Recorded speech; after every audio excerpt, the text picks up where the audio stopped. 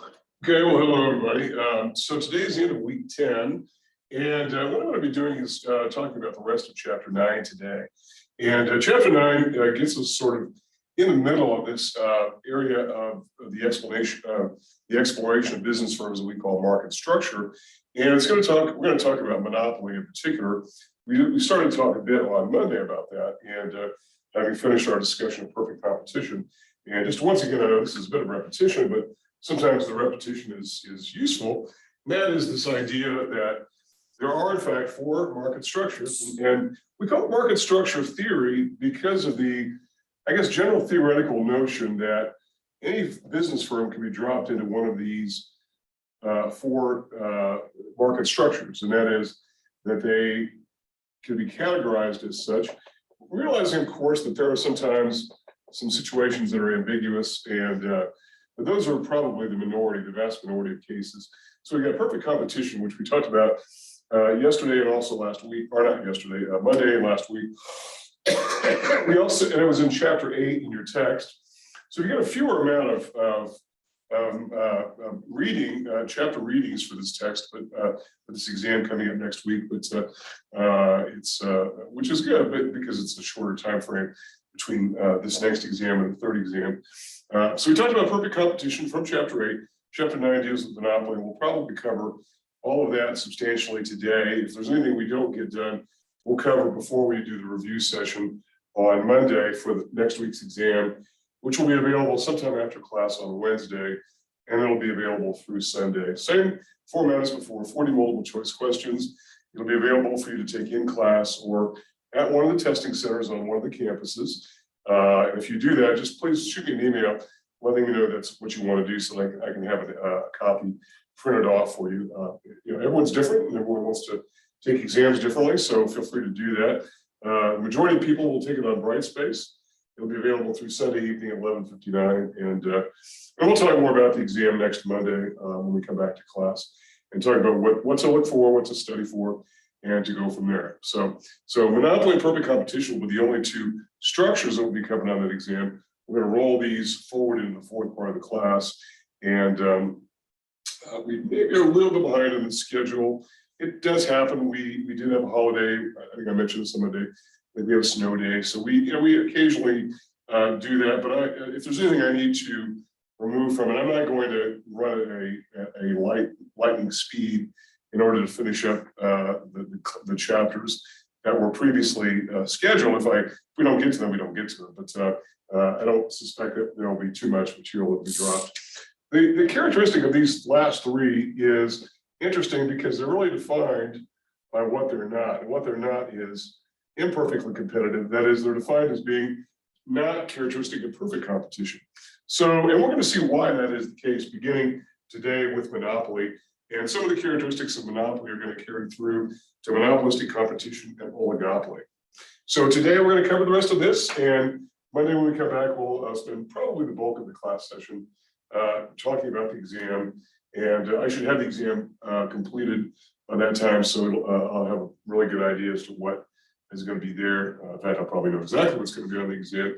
And then we'll have the exam being available sometime on Brightspace after class on Wednesday. Okay? So if you have questions in the meantime, feel free to let me know. Also, I mentioned, I think in class on Monday, that I only realized that I can't hear you all if you do have comments if you're in the live Zoom feed. And according to our AV department, our audiovisual department, I have to turn on a projector in order for the microphones to turn on. You can hear me, presumably, but I can't hear you, which is not a good setup, obviously. So, but I can't really turn the projector on because it's going to project something on here. It's a bright light, and it's just going to be hugely distracting. And so, it's too late to change rooms. I thought maybe I could change rooms, but we really can't do it this late in the semester. And there are late start classes that are coming in as well. So, we're sort of in that particular fix as the technology is being revamped really throughout all the campuses. So this may be only a temporary situation if you go on to take future classes here. But if you're on the live feed, you have a question, just put something in the chat box. I'll see it. It'll pop up right away. And it'll be very visible to me, and I'll be able to get back to you as quickly as I can. Okay, so these are all imperfectly competitive. What makes them different than perfect competition? Well, let's go back and pick up where we left off on Monday, and that was the idea of talking about the characteristics of monopoly. And then I will sort of be talking about these intermittently today to explain what we're really talking about, particularly with regard to marginal revenue and the profit maximizing output, and how we arrive at it. So in looking at some of the characteristics, and I'll just start from the beginning here because I didn't get too far into this. We're talking about a single producer of a good in a particular market. So that the fact is that they dominate the market share. And again, we talked about market share. The term market share is one that is probably familiar to all of us, and it's expressed as a percentage practically always. It's the total revenue for the firm divided by the total revenue for the market. And again, the term market is going to be used interchangeably with the term industry. Market and industry.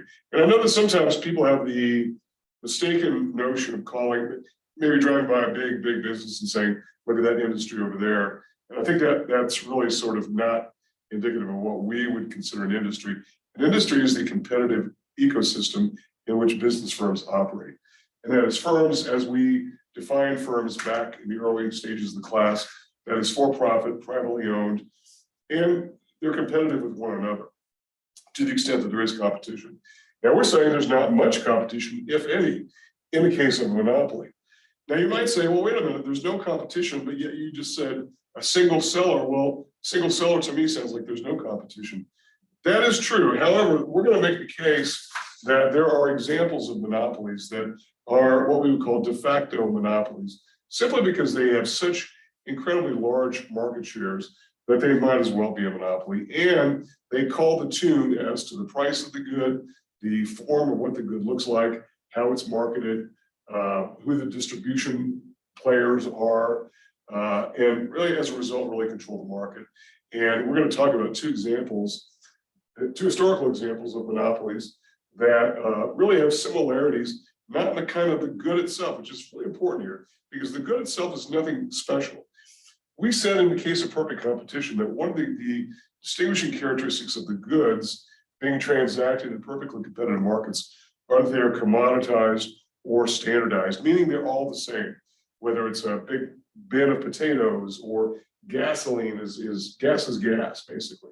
I know there are different octane levels and all that, and they try to sort of jazz it up a little bit to sort of, add to their margins, the sellers, the marketers, that is. But for the most part, you're indifferent as to where you buy gasoline. For the most part, it's about price. So it's all about price for the buyer. Well, it's all about price for the seller. Only the seller is the one who calls the tune here. And so it's different.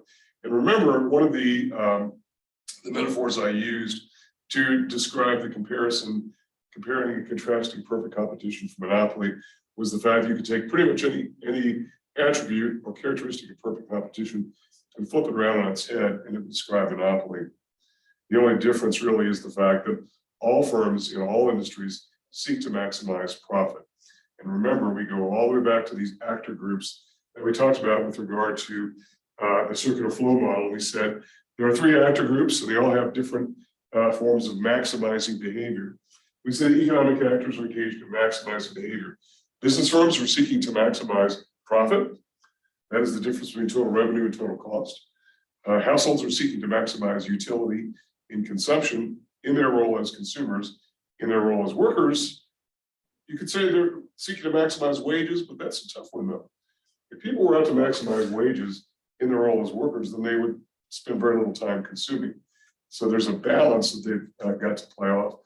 And then government, which is that third actor group, is seeking to maximize social welfare, and that is the best outcomes for the most people. Okay, so market share percentages are very high in the case of a monopoly. What else can we say?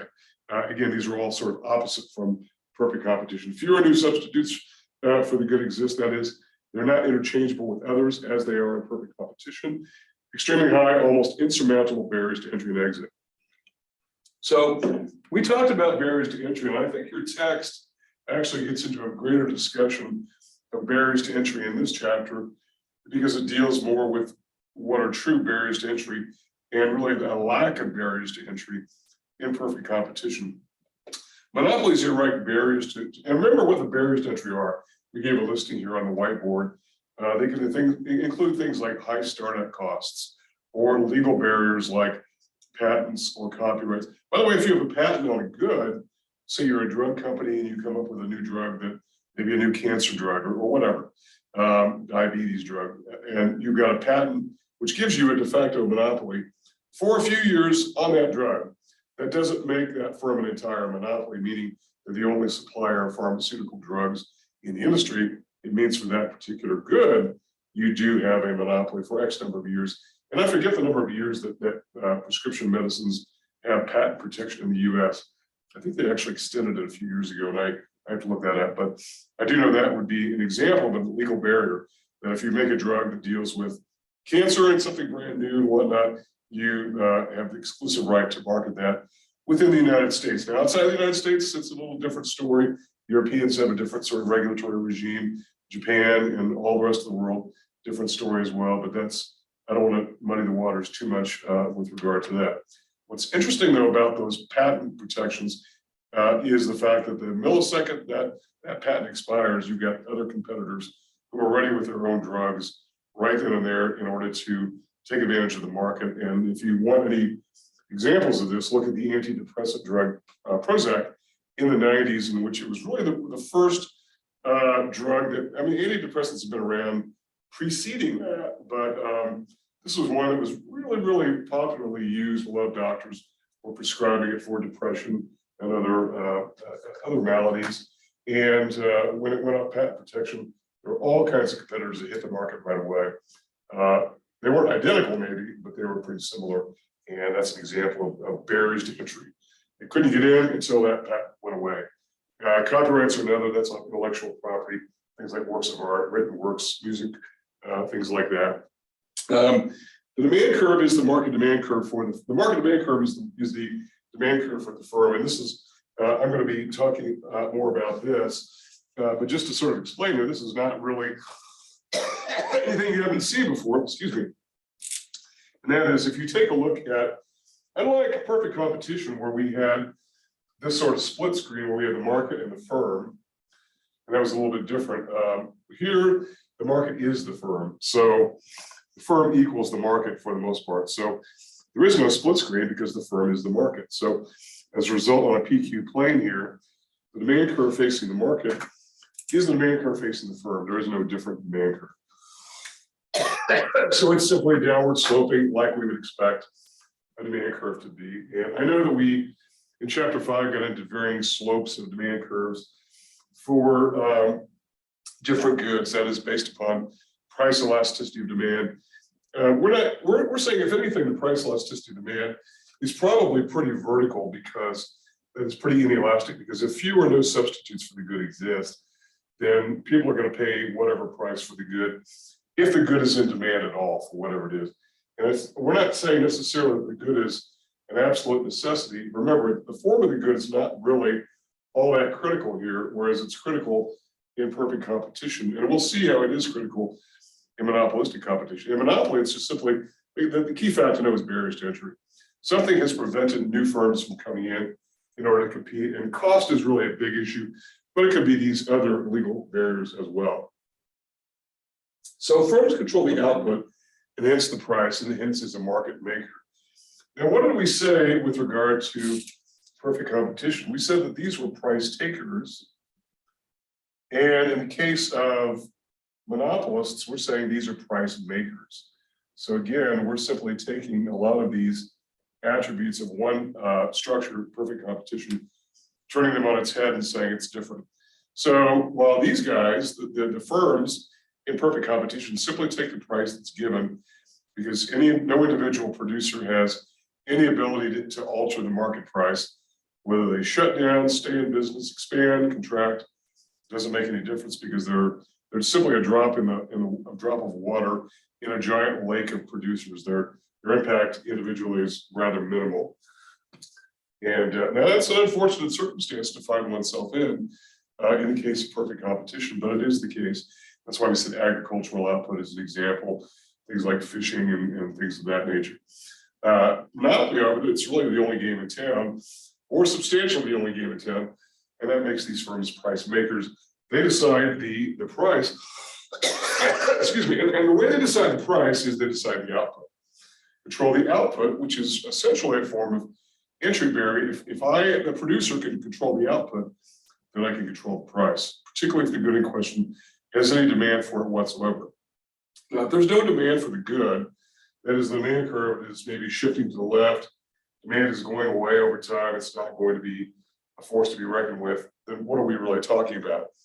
I mean, you can have a monopoly on some gadget that nobody wants. So that's not really going to attract a lot of attention from anybody, including government regulators. And I know that when we come back from our third exam and we'll cover these last two structures, then we'll get into a bit of regulation about these industrial structures. And that is what is to be done about these structures so as to prevent abuses of, particularly at the demand side. But not only the demand side, also the supply side, because there are cases in which firms compete against other firms unfairly, at least in the eyes of the law. So we will see how that all shakes out as we get to that, but that's coming up a bit later. So there are legal protections in case you think that these are firms that run amok. Marginal revenue curve is steeper than the demand curve due to the negative price effect. Okay, let's talk about this, the negative price effect of what's going on here. So the marginal revenue curve, remember what demand and marginal revenue look like in perfect competition. I'm going to go ahead and sort of refresh everyone's memory here as to what this is all about. So, and again, so this is monopoly here, right? So this is the case of monopoly. And it's probably best for us to simply contrast these graphically, because I think it's a good way to sort of understand the differences here. And then back to our earlier model, the original model that we first talked about, that was perfect competition. Sometimes too, if you're looking in econ textbooks or other econ textbooks or other websites, you might see it called pure competition or purely competitive industries. And if you see it, it's the same as perfect competition, just different terminology. You want to be careful not to confuse competitive and sometimes they'll just say competitive industries, which is even more confusing because those last three. All structures really have some competition. Even monopolies have some competition. Even in the case of monopoly, as benign and is insignificant in terms of market share as their competitors might be, there is nonetheless some competition. Even a producer like P&M or any electric utility tends to operate as a monopoly. We'll talk more about utilities here in a bit. I guess you could even say they've got some competition because some people, generate their own electricity. And as we see the improvements in solar technology, where people are selling back power to the electric utilities, and maybe even able to generate a surplus, then it'll be interesting to see whether or not more people are independent of the power companies. We're not quite there yet in any major way, but it'll be, and mostly it's because of the technology, which has only gotten better in the last several years, and we'll see if it continues to improve. So if we take a look here, remember we did the split screen view of the market and the firm in perfect competition. So we've got the market over here, and we have the firm over here. So, and the reason we split the screens here is because of the fact that what faces the firm is all the competitive aspects that the demand curve brings about with respect to the price that's taken. So we have an upward sloping supply curve here, and which gives us a market price. So the market price is here. Okay, and that market price will simply be given and taken. So we have the demand curve looking something like that. But we also said that demand and marginal revenue are one and the same. So demand and marginal revenue are the same thing in the case of perfect competition. And we went through a little exercise in class as to why this was, and sort of walked through an example of different output levels at the same price. I mean, we said it is the same price because these firms are price takers. They produce all the output they like, but at the same price. But the marginal revenue will be the same throughout. Okay. And the only time marginal revenue will change is if the market price changes, maybe because of a demand shift to the right or to the left, or a supply shift to the right or to the left. that will change the equilibrium price in the market and causing a different change to the equilibrium price to the firm. Okay. Now, here's what's different. In the case of monopoly, you got a marginal revenue curve looks something like this. It's still downward sloping, but it's much steeper. And in some cases, you might see this converge and sort of link up at the vertical axis. That's fine if you see that. It's not really the important part of what we're talking about here. So why is demand and marginal revenue different here? The reason it's different is because these firms are price makers. They could charge this price, this price, this price, this price, this price. It doesn't make any difference. There's still going to be some demand. If the price is lower than the demand, the quantity demanded will go up. That's the law of demand, right? So if they lower the price, they'll increase the quantity demanded. If they raise the price, they'll increase the demand, they'll decrease the quantity demanded if the price goes up. So why is marginal revenue different? Well, marginal revenue is downward sloping, but it's also faster accelerating, and it's due to something called the negative price effect. And I'm going to try to swivel the camera here a little bit so that I can sort of hone in on this a little bit closer here, this idea of the negative price effect. So what is the negative price effect? Well, first of all, let's talk about what total revenue is all about in the first place, okay? So total revenue is this product of price times quantity, right? I hope everybody can see that adequately. So total revenue is the product of price times quantity. So if I sell more units, then my revenue should go up if the price changes. Or if I sell the same amount of units and the price goes up, my revenue should also go up, and vice versa in both of those conditions here. So total revenue it simply is what it is. You don't manage total revenue if you're seeking to manage the sales of a firm. And total revenue is simply another term for sales. But we call it revenues. We can just simply call it revenues because we would just simply refer to all inflows. So we need these actors as revenues, just as sort of a shorthand. And that's not terribly different than the way the business world views sales in general. So inflows to a firm in the normal course of operations is revenue. And I say the normal course of operations because there are inflows of money in the case of stock issue or bond issue or winning a lawsuit or something like that. But that's not a normal course of business. That is, they're not producing output in order to get that. It's just something unique and different. So what's going on is this. You've got two vectors going on here. Remember, the law of demand says as the price goes up, the quantity demanded goes down. If the price goes down, the quantity demanded goes up. So there's a push-pull going on, right? There's the inverse relationship between price and quantity when it comes to demand. We are talking about demand and its connection to marginal revenue. So what's going on is this. You've got the price effect here, right? You've got the price effect going on in the case of the price vector, if you like. And you've got the output effect going on here in the case of quantity. So in this case here, which wins the day? And that is, if the price goes up and the quantity demanded goes down, does that mean marginal revenue will go down? If the price goes down and quantity demanded goes up, well, which goes up more? Does price go up more or does output go up more? And what happens is here, the winner of the battle of this arm wrestling match, these are two vectors going against each other, right? Is this vector going against this vector? Is this vector going against that vector, right? As one goes up, the other goes down, one goes up, the other goes down. So who wins the battle? And the winner is the price effect. So raise the arm, and the winner here is the price effect. And we're saying the price effect overwhelms the output effect. So the price effect overwhelms the output effect, meaning that you've got a negatively sloped marginal revenue curve. That is, as more output is being produced, that price keeps pushing downward ever faster. And so this then is a motivating factor for restricting output, which is one of the characteristics of monopoly. So price effect overwhelms the output effect. This is an important reason why this is called the negative price effect. The negative price effect. Now, if it were the other way around, we would say that where the output effect overwhelmed the price effect, then we could produce more output and get more and get less of an incremental decrease in price. But But that's not what's happening. We get more of an incremental decrease in price per unit than we do the increase in quantity. So as a result of these two vectors that are arm wrestling, and I say vectors because we use that term a lot in economics, and of course it's used elsewhere in the sciences. Hopefully everyone got that, but if you're, most everyone's watching on the link, it looks like, so you can always pause that and get that.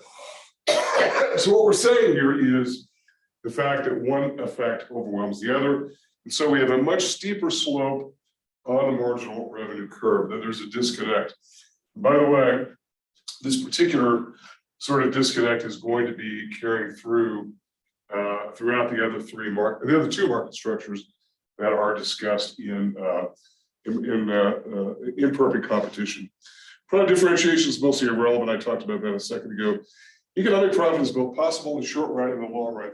And why wouldn't it be? If you consider all the characteristics that we talked about here up to this point, if you're the only producer of the good and you can make the price and sell to whatever the demand side is willing to pay, knowing of course you're going to lose some sales if the price goes up, you're going to determine the appropriate level of output because you're trying to do what? You're trying to maximize profit. That's what you're trying to do, is you're trying to maximize profit. And the profit maximizing level is considered to be the point at which marginal revenue equals marginal cost. And this is a factor that we talked about with regard to perfect competition. But again, this is nothing new. The profit maximizing quantity, the quantity that maximizes pi, which is pi is the Greek symbol for profit, is the case of where marginal revenue is marginal cost. That is something to be enshrined as a thing to not lose sight of, because it is the case all firms in all industries will want to produce output level where marginal revenue was marginal cost. And go back to that discussion, I think it was on Monday this week, where I talked about this idea of a slot machine, right? Where if you had, in the case of marginal revenue, for instance, or in the case of perfect competition, if you had marginal revenue greater than marginal revenue was greater than marginal cost, well, this should be marginal cost, I'm sorry, marginal cost, which by the way is the same as the supply curve. If marginal revenue is greater than marginal cost, you should increase output, right? There's no reason not to. So at every point in which marginal revenue is greater than marginal cost, marginal revenue is greater than marginal cost. If you're putting a quarter in the slot machine, you're getting $1 back, then you should probably keep putting quarters in. Just keep putting quarters in, keep doing, in other words, keep doing what you're doing, right? Now, I know that slot machines, you have little tickets down, the cards and all that. I know that. I understand how it works, but and I realize too, it's a little more difficult to produce output and sell it and market it and all that. But I'm just simply giving you the analogy here that I think is useful. If marginal revenue exceeds marginal cost, then by all means you should produce more output. But if marginal revenue is less than marginal cost, that is, for every dollar amount of I guess I got this maybe too shallow here. Marginal revenue is greater than marginal cost here. Make this a little bit more like that. Maybe that might be a little easier. So if marginal revenue is greater than marginal cost, I'm still not drawing this very well. I might let me see. Yeah, I did it better. I did it better when I wasn't doing it on the fly here. So there's marginal revenue and there's marginal costs. Marginal cost out here. I guess I could have used the same curve. So if marginal revenue in this case is greater than marginal revenue is greater than marginal cost, increase output. If marginal cost is greater than marginal revenue, in other words, marginal revenue is less than marginal cost, you should decrease output. You should produce the output level at which profit is maximized, and it's where marginal revenue equals marginal cost. Where marginal revenue, right, this curve here, equals marginal cost. Or marginal revenue equals marginal cost. That's the output level that all firms are going to produce, because if you're putting a quarter in the slot machine, you're going to get a dime back. You should do less of that, or maybe stop doing some of that at all. Well, the same goes here in the case of monopoly, right? It's the very same sort of analogy of producing outputs so that you can get the most profit available overall. So as a result, what are you going to do here? You're going to do this. This is the marginal cost curve here. you're going to produce, first of all, you're going to find the output level at which marginal revenue equals marginal cost, which is right here. And so that is going to be the profit maximizing quantity. And you're going to mark the price up because that's what the demand is going to be willing to pay. And so that is going to be the price. Now notice it's not really an equilibrium price because because the equilibrium price is really where the supply and marginal, where supply and demand come together. And we're saying supply and marginal cost are going to be one and the same here. Demand and marginal revenue are not one and the same, but supply and marginal cost are one and the same. So you're going to find the profit maximizing output level where marginal revenue equals marginal cost. That's here. And you're going to produce that output level. So in other words, to control the price, you're going to control the output. And you're just simply going to mark the price up to charge whatever price is being earned at that point in time. And that will then differ from the competitive price, which is going to be here. Right? That's where the competitive price is going to be. So we're going to call this price of a monopoly the price in competition. In the output level, this is for a monopoly here, and this is the profit maximizing quantity for the competitive firm. So what do we got? Because it's the intersection of, I didn't do that right, did I? It's going to be out here actually. I'm making kind of a mess of this, aren't I here? I will fix it, I'm sorry. So sometimes kind of hard when you're right up on the board here to kind of see, kind of stand back a little bit. So price and quantity, okay. Marginal cost, supply equals marginal cost. We got a demand curve and marginal revenue curve, looking something like that. So for a monopolist, you're going to produce here, okay, and that is going to be the quantity that maximizes profit of a monopoly.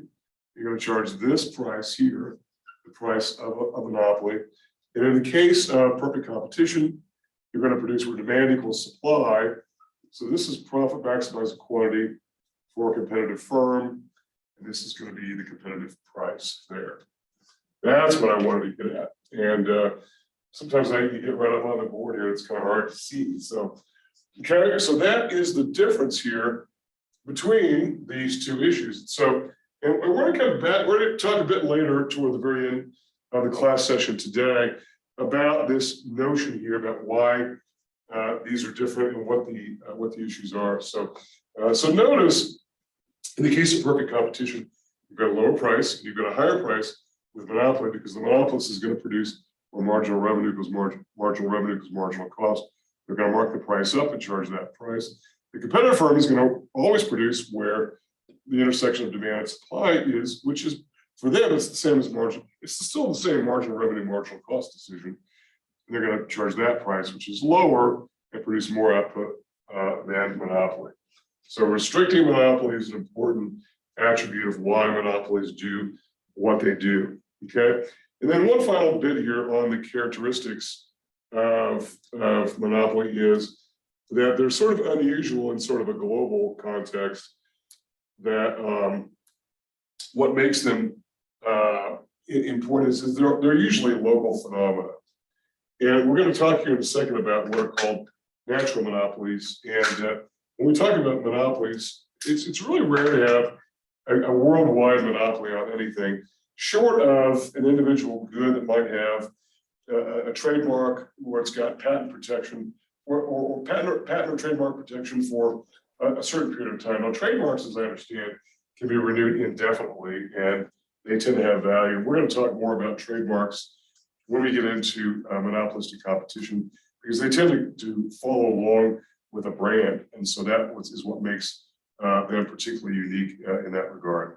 So they're unusual. Monopolies are kind of unusual to find worldwide monopolies, but you do find local monopolies. And one of the examples that I have already just given today was that of, say, P&M or any electric utility, pretty much anywhere in the country that operates as a sole provider of electricity.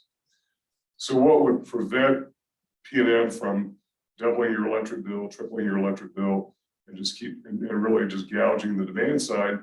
Well, it's regulation, and that's obviously, and I think we all sort of know that, and we will talk more about why that is the case as we get a little bit deeper into this discussion of market structure. Okay, so questions for me about anything so far? Okay, so I want to talk about two historical cases, and these are in your PowerPoint package. And I told you that, and I don't want to spend lots of time talking about these. And I think that maybe Standard Oil was discussed in your text. In my mind, it's probably one of the best examples of a monopoly. And it was actually not that unusual of a situation when it was formed in around 1870. Standard Oil was founded by John D. Rockefeller and his partners back in that period of time. And Rockefeller was actually not in the oil business originally. He was actually in the produce business, selling vegetables and shipping vegetables and whatnot, and therefore became familiar with rail transportation and the ability to store goods, move goods, and all that. They sort of applied what today are very modern business processes and techniques to an industry that was very disorganized and not run by particularly astute business people by comparison with him. And this is a guy who, did not go to college and went to a business, I think took a business course once, but just had an outstanding eye for detail. And that's really what he did was say, look, what's where in the entire chain of production of oil, which was a brand new business. And by the way, the oil industry in the 1870s was not about producing gasoline because there were no real internal combustion engines that gasoline could be used for. Instead, the main market was for kerosene to light homes and to light businesses. That was the fuel that everyone was after at that point in time as a substitute for candles, which were being replaced. And so incandescent lighting, which we think of as light bulbs, really started out with kerosene at first. Kerosene became dangerous, and obviously that's why light bulbs were used. But gasoline was not one of the main products, but it's one of the early byproducts of the refining process. What refining is basically just cooking crude oil at very high temperatures. And one of the first byproducts is gasoline. And as I think I may have mentioned to the class before, that the early refiners, particularly in the Cleveland area where Standard Oil first got its start, would just let that run off into the river. And for many years afterwards, even 100 years afterwards, if people threw a cigarette into the river, it would sometimes catch on fire because of all the fuel that had been dumped in there over the years. And so obviously the oil industry is a very dirty industry, along with other fossil fuel industries. But at the time, it was difficult to know that, and it caused environmental damage at the time, but there was no real environmental movement. But here's the thing, from an economic standpoint, it was the idea that they controlled about 90% of the market share of domestic refining in the United States.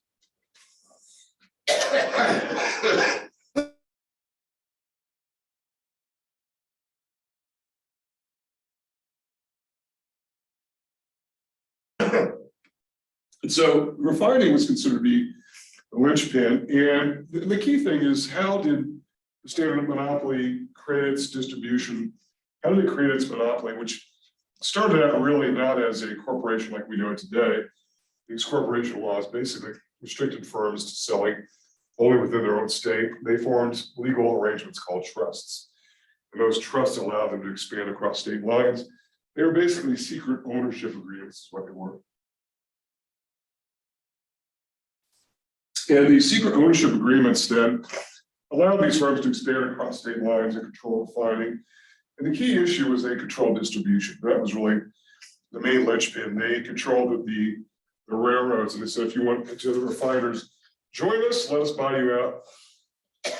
We'll give you shares of Standard Oil, and you'll become rich, and many did. Those who didn't eventually got run out of business by Standard. So it was a carrot and stick. Here are shares of stock that can make you rich. Or if you don't, you want to go it alone, then fine. But guess what? You can refine all the oil you want. You won't be able to ship it because we'll see to it the railroads won't ship your oil. Or if they do, they'll overcharge you and they'll pay the difference to us. They are extorting kickbacks from the railroads, which today is, I'm sure, an illegal practice, but certainly that was allowed because basically, if there's not a law against something in the United States, then it's perfectly legal. I mean, cocaine and heroin was legal in the United States because they weren't illegal. So it's not illegal, it's legal to use something. So using the tactic of extorting the money from the railroads, while ethically dubious, and once it became known, the public was outraged about it, of course.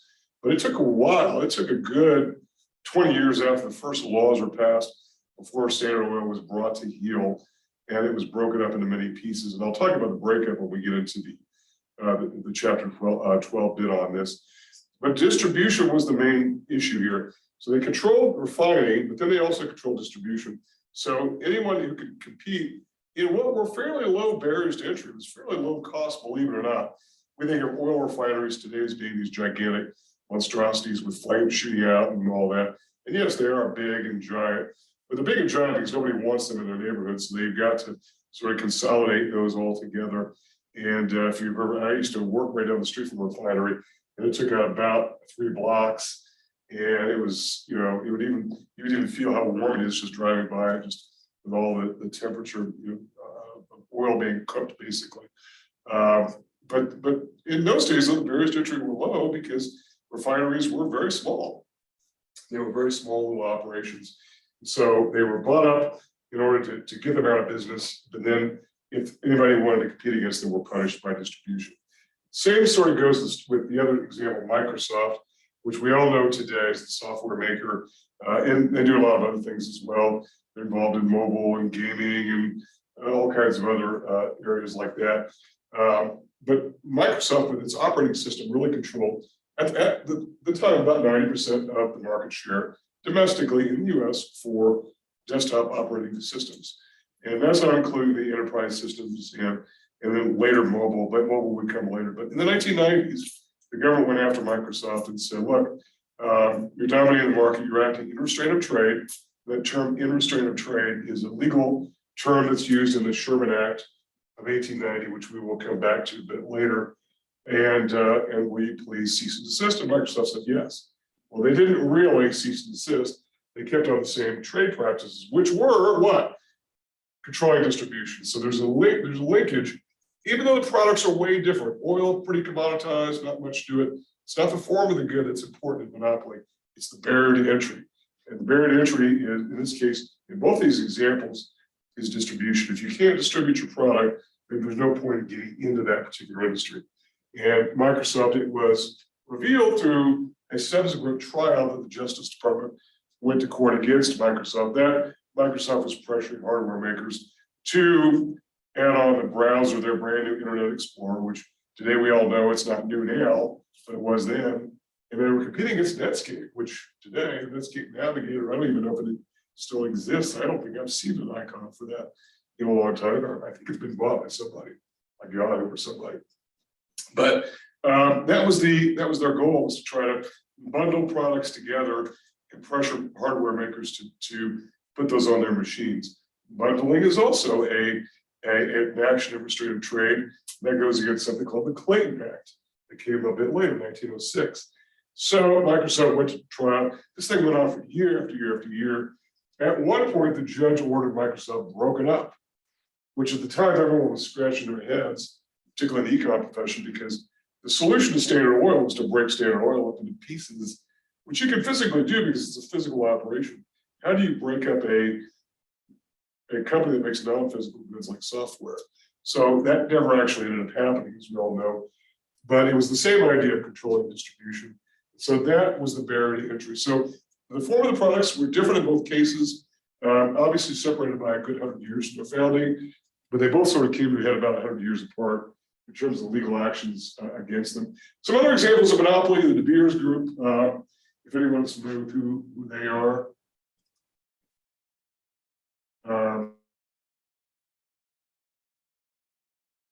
De Beers is big in the diamond trade, and a lot of the diamonds that pass through the markets of the industrial world go through De Beers' hands at some point.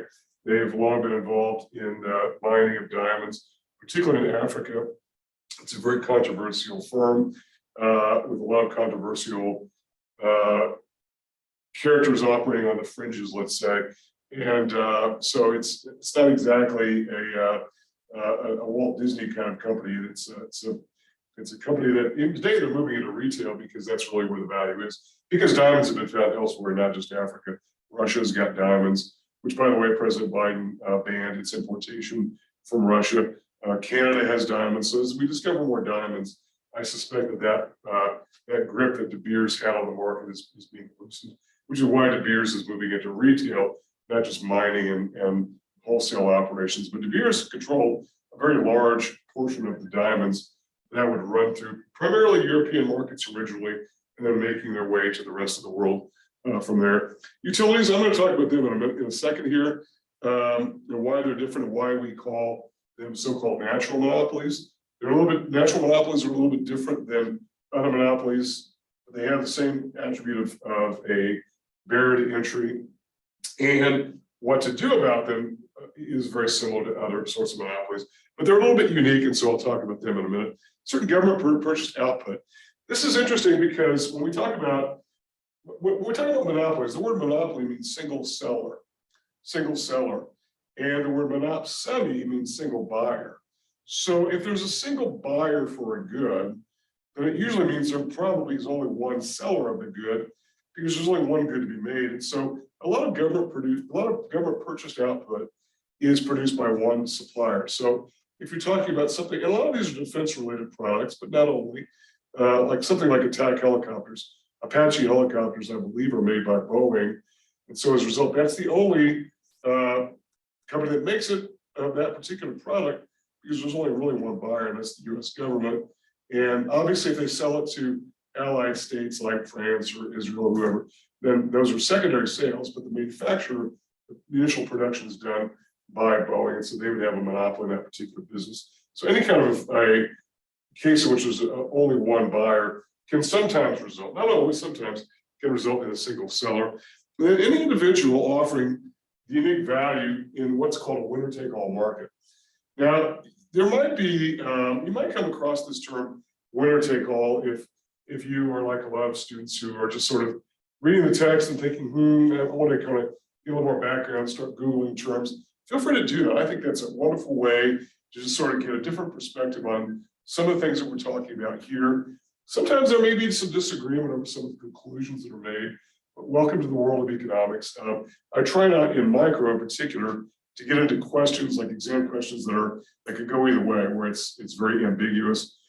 I might say a particular theory holds this, and that this is what it is. Now, whether you agree with the theory or not is mostly irrelevant. I may not agree with the theory, but it's nonetheless, what does that theory say? So as you explore different websites and whatnot, you might see the term winner take all, which usually refers to an individual, usually somebody who's got a unique talent, and that they're known for that talent, and they're the only one who's got that particular skill set. Entertainers in particular. And when we say winner take all, the term is a little bit misleading because it makes it sound like they are the only producer in the market, but they're not really. It's just that they drive a lot of what goes on in the market. And if you just take the music business, there have been maybe just a handful of entertainment singers who have sort of dominated and sort of pushed the industry in different directions. Frank Sinatra probably in the 40s and 50s, Elvis in the 50s, the Beatles in the 60s, and probably Michael Jackson in the 80s. All these dominated sales and sort of rejuvenated and pushed the market in ways that others really couldn't go because they were really the drivers. Didn't mean there weren't competitors, because there were. Even though they may not think of themselves as competitors, they really are other singers who are competing in that space. So winner take all. Athletes the same way, where you're an athlete who has a unique skill, nobody can replicate it. That makes you kind of a monopoly, which is why you see these big sports stars, football players, baseball players, earning these gigantic salaries. It's because there aren't too many people who can do what they do. And for those of you who are baseball fans, and I know that there's an increasingly small number of people, getting smaller all the time, you notice that there was a lockout, labor disagreement before just recently, just ended a few days ago. And I think what's happening here is that I think there's a recognition that baseball may be, as an industry, on its way down, because people aren't really watching it anymore. And so these gigantic salaries that these players are going to get, a lot of them I think are realizing they should grab them now, because if they wait 4 years, they may not get the same kind of deal, because it's a sport that is increasingly viewed by older people, I guess, like me, I guess, in that regard. but there are a lot of substitutes for it. And I think you're going to see it. I don't think it'll go away entirely, but baseball used to be a much, much, much bigger deal. And I can tell you when I was a kid in grade school, we used to have, when all the World Series games were in the daytime, we would have teachers bring TVs in so we could watch the World Series in class, in grade school. I mean, that would be unthinkable today, I think. But you get the idea. That's how big a deal baseball used to be, but is not. And that's an example of that. So the last slide deals with economic problems with monopolies. I may get to that a bit later, or maybe push that into Monday a bit, because what I want to do is spend a little bit of time talking about natural monopoly and what natural monopolies are all about. So I'm going to go to erase the perfect competition bit here in order to talk a little bit about natural monopolies. And your text does talk about them somewhat, and I'm going to sort of present them from the barriers to entry standpoint. I think that's important. So it's a form of monopoly, but it's a form of monopoly that exists simply because of the scale of the business. And we talked earlier about economies of scale. Economies of scale are definitely present in the case of natural monopolies. So let's create a very long timeline here. And let's sort of overlay dollars against quantity in our analysis of what natural monopoly might look like over long time periods. Okay, so give me just a second. Okay, so when we talk about natural monopolies, what are we really talking about here? Well, let's construct the average total cost curve, which we know does this, right? But remember that when we talked about the long run average total cost curve, we were really talking about this idea of the sort of horizontal summation of these individual short run cost curves look like this, right? Average total cost, average total cost, average total, all that, right? Well, we're saying in the case of natural monopoly that these are very large enterprises with lots and lots of capacity generally, that most utilities could produce more output if they needed to. Obviously, we have things like blackouts and brownouts, and that's mostly due to the fact that we've got a very short-term need that sort of spikes the short-term issues. But we've really got this particular case in which we've got this going on. We've got lots of capacity. So let's say you've got a situation like this, where you've got the demand curve for the business operating somewhere right there, okay? And that translates then to some ATC, and we'll call that average total cost 1, okay? Average total cost 1, and that is at this particular demand curve. And we'll call that D1 because this is the original condition of that. So why do utilities like electric utilities, natural gas utilities, water companies operate almost exclusively as sole providers within local markets? Well, the reason is it's essentially barriers to entry. There are regulatory issues as well, but it's mostly barriers to entry. And it's so enormously costly to start the business. And they've got such long economies of scale that what would happen if a new firm came in and tried to slice the market share, so that now you've got some new demand curve, and we'll simply call that D2. Well, now you would be ending up sliding up along the cost curve here. And so now it would cost more for both sides to produce output. And so as a result, why would any firm want to do that? Come in and drive the cost up when it now costs more per unit to deliver the same kinds of goods. It would be too costly to do. And so it's really only economical to have one electric company, one water company, one natural gas utility in a particular locality, because the economics of it just don't make sense.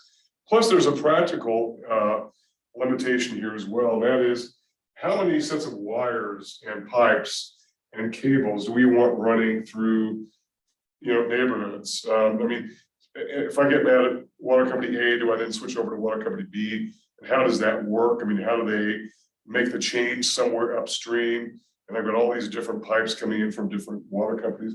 Do we really want that? Probably not. And different cables and different lines, gas lines coming into our house. How many power lines do we want constructed across the horizon? So I think there's some practical problems with that. Now I know that in the past people have said to me, well, wait a minute, I know an example of a place where there are two utilities going on. And I had a student once who talked about, and I had to do a little research because I was not familiar with this, but who I think lived in Scottsdale, in Arizona. If you're familiar with Scottsdale, Scottsdale started as a separate community out here, and Phoenix was here, and they've kind of grown together. And as they've grown, as subdivisions have kind of grown in together, utilities have sort of combined, but they had separate electric utilities at one time, and then they've sort of overlapped with one another, and it becomes very confusing. You have to know exactly where you are living in order to be there. It's still really sort of a monopoly because you don't really have the choice necessarily of competing companies. It just creates confusion because if you move a couple blocks one way, you may be in a different jurisdiction. And I have a cousin who works for a rural electric company. Now, rural electric co-ops, I don't know if we have those in New Mexico, but in a lot of the rural parts of the country, there are rural electric co-ops where they're not-for-profit, they're theoretically owned by the property owners, and they operate as a not-for-profit sort of cooperative. And they serve mostly rural communities. I think they get a lot of subsidy from the government. Rural electrification really began during the Great Depression as a way to put people to work, which was obviously a time of great unemployment, and creating stringing power lines and cables and transformers and all that into rural areas which didn't have electricity for a very long time, even until the 1930s, which doesn't sound that long ago. A lot of homes in the US did not have electricity, especially the rural properties. So these cooperatives were set up. But as cities encroach on the country, as some of the country dwellers encroach, then there becomes a real sort of clash there where there's overlap and there's a lot of confusion going on. And there, people have wanted to change out of one to the other, and it's been sort of a challenge in order to sort of deal with it. So I recognize that there are these really unusual circumstances, but for the most part, even the very largest places in the country, even like New York City, has one electric company called Consolidated Edison. And they're so large, they can produce so much output that they actually extend, I think, into New Jersey, maybe even into Connecticut, but I'm pretty sure into New Jersey. I think when I lived in New Jersey, I think we had Con Ed as well. That's a New York City based particular company. I wasn't there very long, but you get the idea that it was so large at such scale, and that it really couldn't be the case for operating competing electric utilities. And so that is one of the issues that with regard to natural monopolies. And so the question then becomes, what protects the demand side from natural monopolies and the ability for natural monopolies to say, hey, we're the only game in town. We can raise your rates. And it's the only one of the few businesses that call their prices rates. And the issue is regulation. And they've got to go before generally state regulators in order to get approval to raise prices. And PNM has not been shy about doing that. They've gone a number of times. And for those of you who might pay attention to the news, they are frequently trying to get price increases. And sometimes they're turned down by our Public Regulation Commission in Santa Fe. Sometimes they are allowed to do that, but they are aggressive at trying to get higher prices. And there are all kinds of different schemes for how we regulate utility pricing. It's really an entire subfield of microeconomics, to be honest with you. There are microeconomists who specialize in utility rate studies, utility regulation, advising utilities, advising regulators as to correct pricing based upon things like there are markups over average cost. That's one model of pricing that sometimes regulators adopt. There's a rate of return model that regulators sometimes adopt. So my point is with that, without getting into some of the details, is the idea that regulators control the price so that the market is not considered to be gouged by higher prices simply because of the monopoly status. Because where are you going to go if you want electricity? I mean, are you going to go elsewhere? I mean, I guess you could. I mean, I know people talk about burning wood in their fireplace or whatever, or wood burning stove. It's only going to go so far, and it's going to produce mostly heat, not so much light. And I guess you could use electric generators, but then you've got another power source you've got to try to deal with. So really, it's the best game in town. And what's really interesting is the addition of renewables to the mix of inputs used to produce that output of electricity, solar and wind, both of which we have abundance in this part of the country. And it'll be really interesting to see what the future of this holds, because really there's a lot of potential for that as a particular energy source, as opposed to burning coal, which is typically how electricity is created in other parts of the country. Burning coal, which heats up water, steam, which turns a turbine, generating electricity. And that's really what's going on there. So, and we do have hydropower here in this part of the country as well. And that's another example as well. So final thing here is talking about some of the economic problems with monopolies. And these are, when we say problems, what we're really saying is that these are problems that need to be dealt with somehow. Now, when I talked about the Standard Oil Trust, and I said it was set up as a trust, which was sort of a legal scheme to get around corporation laws. Corporations in those days couldn't do business outside of the state in which they were domiciled. So they set up these sort of legal arrangements called trusts. And trusts still exist today. Basically, the definition is it's some sort of legal agreement, confidential agreement, usually dealing with financial matters, some sort of business matter. But they were set up to essentially create a monopoly so as to control the output and hence control the price. And so what are some of the problems with monopolies? Well, first of all, the most obvious one is higher prices than perfect competition. So if this is the price in perfect competition, which is the intersection of demand and supply, and this is the case of, which happens to be the same as this as marginal revenue, marginal cost, which all firms and all industries are going to produce. Well, the difference in the case of monopoly, because there's a disconnect between marginal revenue and the demand curve. And so they're still going to produce the output level of marginal revenue with marginal cost, and they're simply going to mark up the price and charge whatever price the demand side is willing to pay, even though it may be fewer customers, it'll be a higher price. And so they'll lose customers, and as a result, they produce a lesser quantity. The profit maximized quantity is less, so there's less availability of product in monopoly than there is in a perfectly competitive industry. Now, obviously, with utilities, we regulate both price and we regulate quantity because, particularly in winter months, utilities are greatly discouraged from turning people's power off, even in the event of non-payment, especially in some of the colder parts of the country, where if you turn someone's power off, it could be a death sentence. And so, as a result, there is that bit of regulation that's brought to bear, but lower outputs, no question about it. And the creation of what's called a deadweight loss. We haven't talked at all about a deadweight loss yet. Let's do that. So a deadweight loss is basically this region right here. And sometimes you can include this region, but it's certainly this region here, where what you've got going on here is you've got less output and higher prices. And so as a result, with monopoly, you've got the unavailability of this, it's actually more this region here. You've got the unavailability of this amount of output, and you've got a higher price here. So in other words, there's sort of a vacuum in the market going on. And that's what we call a deadweight loss. In other words, it's a dead space.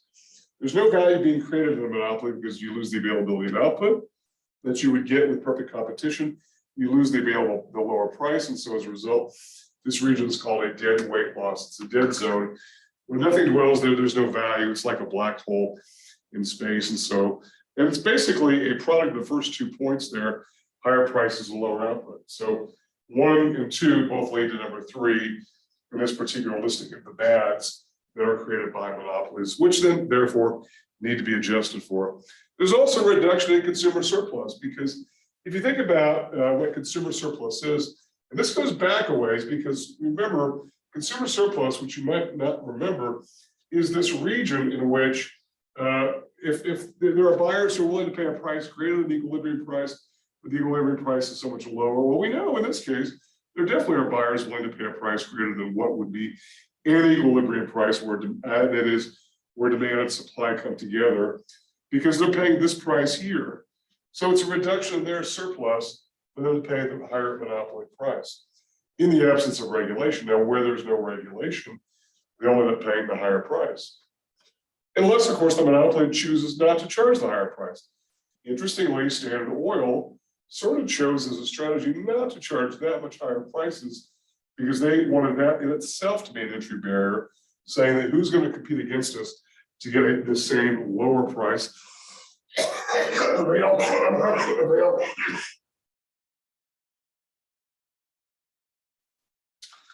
that. I periodically am getting seasoned coffee. I think I got seasonal allergies. I don't feel sick at all. It's just allergy season is starting to, it usually hits me early. So, so Standard really tried not to sort of gouge to the demand side as a very strategic means of trying to keep competitors at bay. And by the way, Microsoft too really didn't mark its prices up that much. I know people are always going to complain about software prices, so we get that. But people are going to complain about the price of anything all the time anyway. But it's a comparative issue. Are they charging more than their competitors? And the answer is generally not, but it's possible for them to do. That's the issue. And then the final issue is the potential for lower quality of output. Now, this is definitely a case in which, because there's no competition or no substantially relevant competition, then do you need that greater focus on product quality? Can you cut corners? Can you reduce cost a little bit, shave some cost off of the units you produce? And in the case of both Standard Oil and Microsoft, there were always complaints about quality. In the case of Standard Oil, that had a weird smell to it, the kerosene. In the case of Microsoft, that it was kind of crashy. I know my sister is sort of a programming whiz, and she had its computer textbooks. I was always talking about Microsoft and the complaints from programmers. We talk about the problems with trying to write code around Microsoft's products, just complaints about quality. And the complaints are that maybe if they had more competitors for operating systems, that they would have a better quality product to offer. Anyway, that's a subjective judgment. Whenever you get the word quality, it's almost always subjective. It's what you think should be the case. And by the way, there are competing operating systems that are out there. Clearly, Apple has got an operating system. All the various Linux open source systems that are out there tend to be more geared toward enterprise operations than individual use. But you get the idea that quality issues can potentially suffer as a result of having this monopolistic stranglehold over the market. Okay, so I think that sort of does it for Monopoly. I think I've covered all the ground that I think is important to talk about. So this sort of clears the decks then for our discussion on Monday. So feel free to bring your questions to class on Monday, and I invite everybody to join us on the Zoom link if you want to catch us in real time. I'm sorry that I can't hear you individually, because I know I was saying for the first few weeks that I can hear you, but turns out I can't. I was wondering why I wasn't hearing anybody, even background noise. It's because I've got to have the projector on. It's one of the few rooms that have this particular setup. But if you do have questions, you can enter them in the chat box, and it pops up and I can see it just looking over there right away. I'll be more than happy to answer any questions. And also during the session on Wednesday, I'll just simply have an open Zoom link. If anybody has any last minute questions or wants to talk. I know people were popping in the exam too, and they were kind of confused as to what was going on. And I was just there to answer questions. And a lot of people who were aware that I was just holding it open for questions and whatnot. I'll probably do the same on Wednesday of next week. Okay. So in the meantime, if you have questions about anything, any course matter, feel free to contact me. And have a great weekend, and I'll see you next time.